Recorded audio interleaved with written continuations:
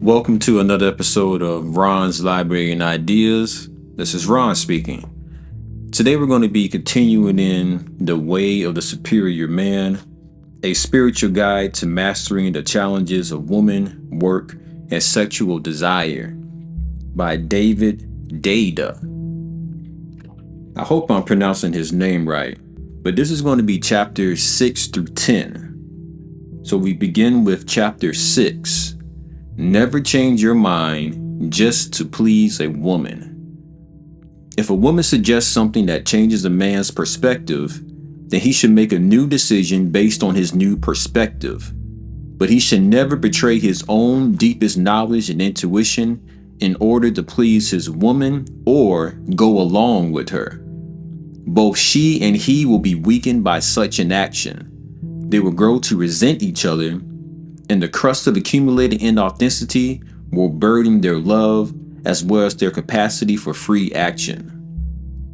You should always listen to your woman and then make your own decision. If you choose to go with your woman's suggestion, even when deep in your heart you feel that another decision is more wise, you are in effect saying, "I don't trust my own wisdom." You are weakening yourself by telling yourself this. You are weakening your woman's trust in you. Why should she trust your wisdom if you don't? When you deny your deep truth to please your woman, everyone will feel your lack of authenticity. They will sense that your false smile hides an inner division. Your friends, children, and business colleagues may love you, but they won't trust you, since you don't trust your own core intent. And more importantly, your own sense of inauthenticity will burden your capacity to act with clarity. Your actions won't jibe with your core. However, if you listen to your woman, taking everything she says into account and making your own best decision, then you are acting in accordance with your core. You are saying, in effect, my deepest wisdom is leading me to this decision. If I am wrong, I will learn from it, and my wisdom will have deepened. I'm willing to be wrong and grow from it. I trust this process of acting from my deepest wisdom. This attitude of self-trust engenders others' trust in you. You may be wrong, but you are willing to find out, and thus grow from the experience. You are open to listening to others, but in the end, you will take the responsibility for making your own decisions. There is nobody else to blame. However, if you give up your real decision to follow your woman's, then you will blame her for being wrong if she is wrong, and you will feel disempowered if she is right, having denied yourself the opportunity to act from your core and grow from your mistakes.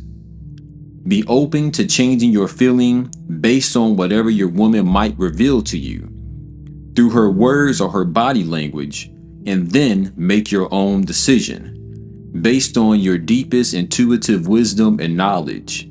You may make the right decision or the wrong one, but whatever happens, it is your best shot, and you will strengthen your capacity for future action. Chapter 7. Your purpose must come before your relationship. Every man knows that his highest purpose in life cannot be reduced to any particular relationship. If a man prioritizes his relationship over his highest purpose, he weakens himself, disserves the universe, and cheats his woman of an authentic man who can offer her full, undivided presence. Admit to yourself that if you had to choose one or the other, the perfect intimate relationship or achieving your highest purpose in life, you would choose to succeed at your purpose. Just this self-knowledge often relieves much pressure a man feels to prioritize his relationship when in fact it is not his highest priority. Your mission is your priority. Unless you know your mission and have aligned your life to it, your core will feel empty. Your presence in the world will be weakened, as will your presence with your intimate partner. The next time you notice yourself giving in to your woman, postponing your mission, and denying your true purpose in order to spend time with her, stop. Tell your woman that you love her, but you cannot deny your heart's purpose. Tell her that you will spend 30 minutes or some specific time with her in absolute attention and total presence. But then you must return to carry on your mission. Your woman will be more fulfilled with 30 minutes a day of undivided attention and ravishing love than she will with a few hours of your weak and divided presence when your heart really isn't into it. Time you spend with your woman should be time you really want to be with her more than anything else. If you'd rather be doing something else, she'll feel it. Both of you will be dissatisfied. Chapter 8. Lean just beyond your edge. In any given moment, a man's growth is optimized if he leans just beyond his edge, his capacity, his fear. He should not be too lazy, happily stagnating in a zone of security and comfort, nor should he push far beyond his edge, stressing himself unnecessarily, unable to metabolize his experience. He should lean just slightly beyond the edge of fear and discomfort, constantly, in everything he does. Once you are honest with yourself about your real edge, it is best to lean just beyond it. Very few men have the guts for this practice. Most men either settle for the easy path or self-aggrandize themselves by taking the extreme hard path. Your insecurity may cause you to doubt yourself, and so you take the easy way, not even approaching your real edge or your real gift. Alternatively, your insecurity may lead you to push, seeking to become victorious over your own sense of lack. Both approaches avoid your actual condition in the moment, which is often fear. If you are stressfully avoiding your fear, you cannot relax into the fearless. Your fear is the sharpest definition of yourself. You should know it. You should feel it virtually constantly. Fear needs to become your friend so that you are no longer uncomfortable with it. Rather, primary fear shows you that you are at your edge. Staying with the fear, staying at your edge, allows real transformation to occur. Neither lazy nor aggressive. Playing your edge allows you to perceive the moment with the least amount of distortion. You are willing to be with what is, rather than trying to escape it by pulling back from it, or trying to escape it by pushing beyond it into some future goal. Fear of fear may lead you to hang back, living a lesser life than you are capable. Fear of fear may lead you to push ahead, living a false life, off-center, tense, and missing the moment. But the capacity to feel this moment, including your fear, without trying to escape it, creates a state of alive and humble spontaneity. You are ready for the unknown as it unfolds, since you are not pulled back or pushed forward from the horizon of the moment. You are hanging right over the edge. By leaning just beyond your fear, you challenge your limits compassionately without trying to escape the feeling of fear itself. You step beyond the solid ground of security with an open heart. You stand in the space of unknowingness, raw and awake. Here, the gravity of deep being will attend you the only place where fear is obsolete, the eternal free fall of home, where you always are. Own your fear and lean just beyond it in every aspect of your life, starting now. Chapter 9. Do it for love. The way a man penetrates the world should be the same way he penetrates his woman, not merely for personal gain or pleasure, but to magnify love, openness, and depth. The next time you embrace your woman sexually, feel your ultimate desire, your deepest desire in life. Feel why you are doing anything at all in life, and specifically, why you are uniting with your lover. There may be many lesser reasons, but what is your deepest, ultimate reason? Most men's ultimate reason for doing anything has to do with discovering their deepest truth, enjoying total freedom and love, and giving their fullest gifts. Yet, many men settle for enjoying a little bit of freedom and love while incompletely giving their gifts. They enjoy the freedom to buy a nice car, to have loving sex fairly often, and to sleep late on Sunday. They generously donate their spare cash to a good cause, lovingly buy their woman a diamond ring, and happily coach a little league team. These are enjoyable freedoms and real gifts that make a significant difference in people's lives. But for many men, it is still not enough. The freedom or love they have achieved and the way they have given their gifts often leave a sense of incompleteness. Something is still lacking. There is still a desire to go beyond, to untrap themselves, to enjoy life free of a subtle sense of constraint, loneliness, underlying tension, and fear. And for many men, try as they might, the sense remains that their fullest gift remains ungiven. Their life feels somewhat false at its core, as does their sexing. When a man gives his true gift of sex to his woman, he penetrates and blooms her beyond all limits into love. It is the same with the world. To bloom woman and world for real takes authenticity, persistence, and courage of heart. A man must know the truth at his core and be willing to give his gifts fully, no holding back. He must be willing to dedicate his sex and his life to magnifying love by penetrating woman and world with his true gifts. This willingness is rare. Many men are willing to poke their woman and bloom her in a mediocre way, sharing a few orgasms and a few emotional moments of bonding before going over tomorrow's schedule. Many men are willing to poke the world and bloom it in a mediocre way, making a few bucks and contributing enough betterment so they don't feel like their life is a total waste.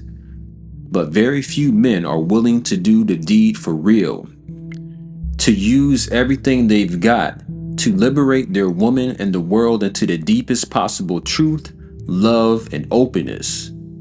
Few men are willing to give their deepest genius, their true endowment, the poetry of their very being, with every thrust of sex and life. Most men are limping with doubts and insecurities, or they hold back their true drive because of fear. So they diddle their woman and the world just enough to extract the pleasure and comfort they need to assuage their nagging sense of falsity and incompleteness. But if you are willing to discover and embrace your truth, lean through your fears, and give everything you've got, you can penetrate the world and your woman from the core of your being and bloom them into love without limit.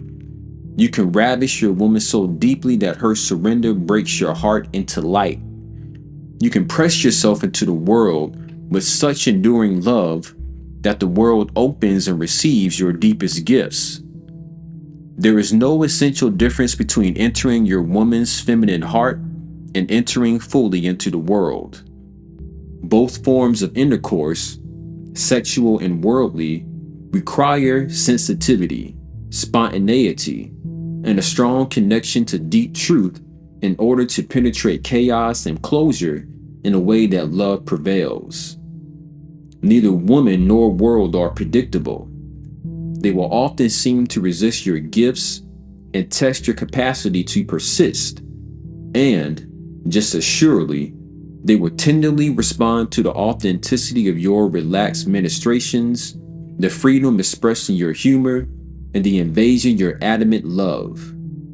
They will open in love and receive you fully, only to resist and test you again moments or days later. Neither woman nor world can be second-guessed or fooled. They know when you are just dicking around. They want to receive you for real. There are two ways to deal with woman and world without compromising your true gifts or dribbling away the force of your deep being. One way is to renounce sexual intimacy and worldliness, totally dedicating yourself without distraction or compromise to the path you choose to pursue, free of the seemingly constant demands of woman and world. The other way is to fuck both to smithereens, to ravish them with your love unsheathed, to give your true gifts despite the constant tussle of woman and world, to smelt your authentic gifts in this friction of opposition and surrender, to thrust love from the freedom of your deep being, even as your body and mind die blissfully through a crucifixion of inevitable pleasure and pain, attraction and repulsion, gain and loss. No gifts left ungiving, no limit to the depth of being, only openness, freedom, and love as the legacy of your intercourse with woman and world. If you are going to tryst with woman and world at all, better to go all the way and ravish them from the depths of your true core, blooming them open with the wide gifts of your unrelenting heart. Otherwise, if you sheepishly penetrate them to gratify your own needs, your woman and the world will feel your lack of dedication, depth, and truth.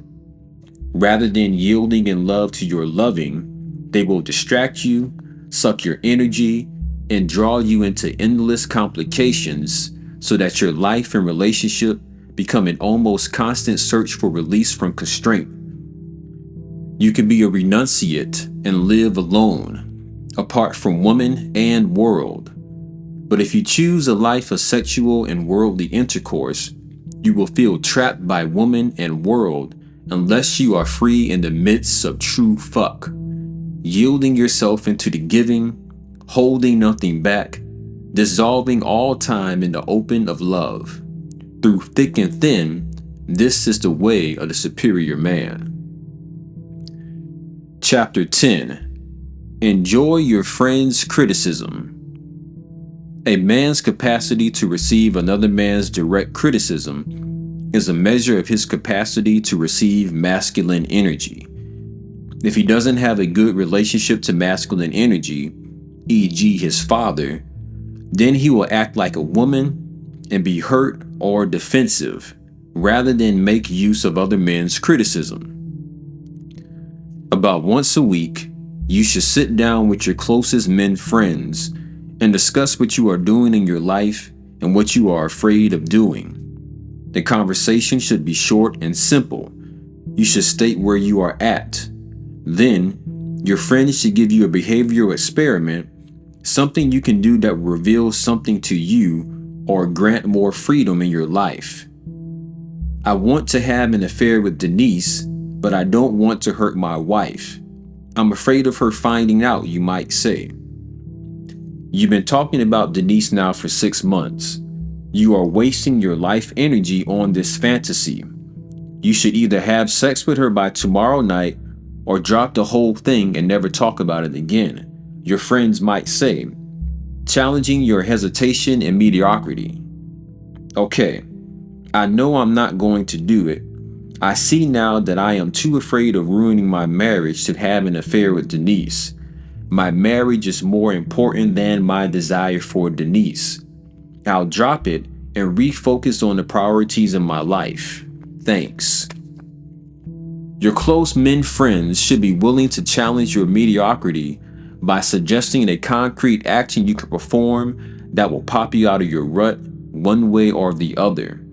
And you must be willing to offer them your brutal honesty in the same way, if you are all to grow. Good friends should not tolerate mediocrity in one another. If you are at your edge, your men friends should respect that. but not let you off the hook. They should honor your fears and, in love, continue to goad you beyond them without pushing you. If you merely want support from your men friends without challenge, it bespeaks an unresolved issue you may have with your father, whether he is alive or dead. The father force is a force of loving challenge and guidance. Without this masculine force in your life, your direction becomes unchecked and you are liable to meander in the mush of your own ambiguity and indecision.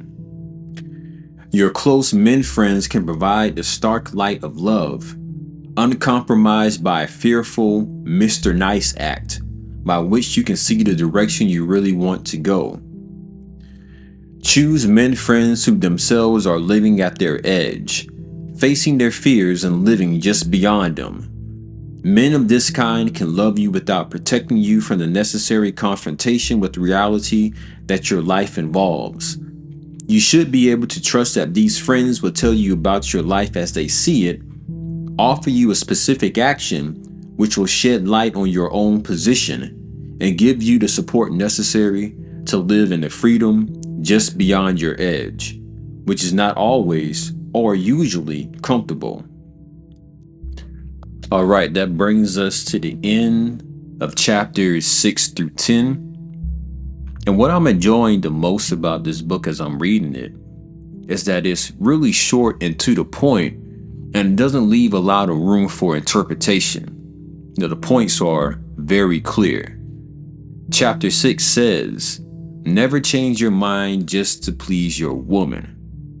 I think that it's important to know how to trust your own judgment, but also to take your woman's insight and intelligence into consideration as well. Because like a president has all these different advisors who give him information and they give him their expertise. But at the end of the day, he still has to make his own decision and live with the consequences of those decisions, right or wrong. So if you're listening to your woman and when things go wrong, you blame it on her, well, then that makes you look like a scrub. It is still your decision to make. You have to have the wisdom to know when to or when not to listen, and be willing to face the consequences either way. Chapter 7 is your purpose must come before your relationship. That is something that's going to be difficult for some of you to do because of the type of society that we live in, the images that we've been given. It makes it seem like men are supposed to live a purposeless life, just chasing money and sex. But beyond that, there is something that's true to your core that you have to find out. And you're the only person that can find out and know if it's true for yourself. The next chapter tells you to lean just beyond your edge, stay out of your comfort zone, because that's where mediocrity lies. That's something that I think a lot of us have to deal with. When we find ourselves getting in a comfortable position, that's when it's time to find something new to push ourselves, constantly striving for that next level. Now, I'm a member of Kappa Kappa Psi National Honorary Band Fraternity, and our motto is strive for the highest. Keep that in mind. There's always something more for you to strive to, and that is a journey that you should enjoy being on. The next 2 chapters, do it for love and enjoy your friend's criticism.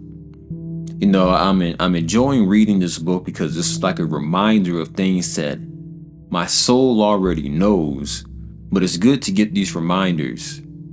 Criticism is good to take because that tests your wisdom as well. Is this a good critique?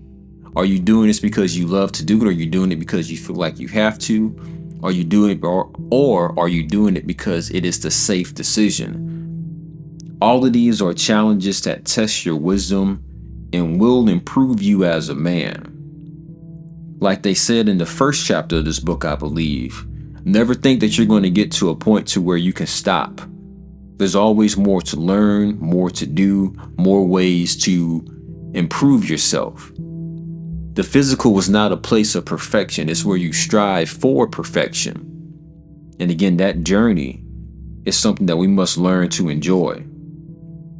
Thank you guys for tuning in. I really appreciate everybody who takes the time out to listen to these videos. Share this with somebody. Ladies, if you know a man that could use this information, share this with him. Because his truest, highest self is in there waiting to be unleashed. Fellas, share this with your friends if you guys haven't had a chance to read this book yet. Let me know what you think in the comments. Stay tuned to the end of this. I'll be sharing some more music that I've made myself. And if you want to go back to the last video that I did on The Way of Superior Man, at the end of that video, I have some music as well. Thank you guys for tuning in. Make sure you hit the like button, share this. I appreciate you for staying tuned this long, and I'll see you guys on the next episode. Peace.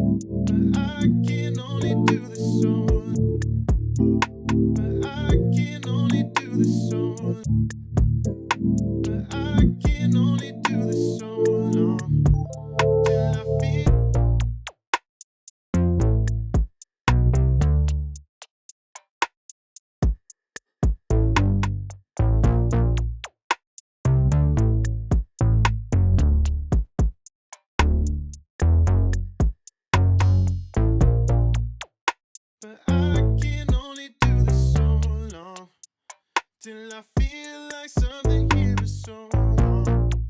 When I tell you that I gotta move on, you don't answer with a yes or no.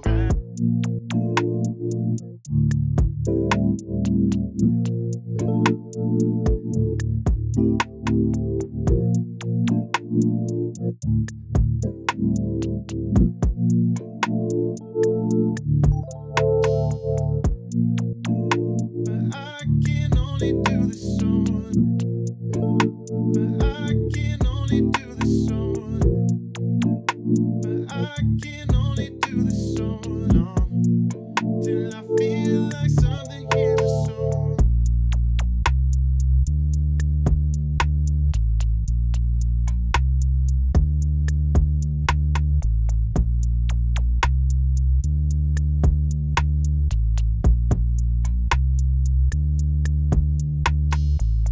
my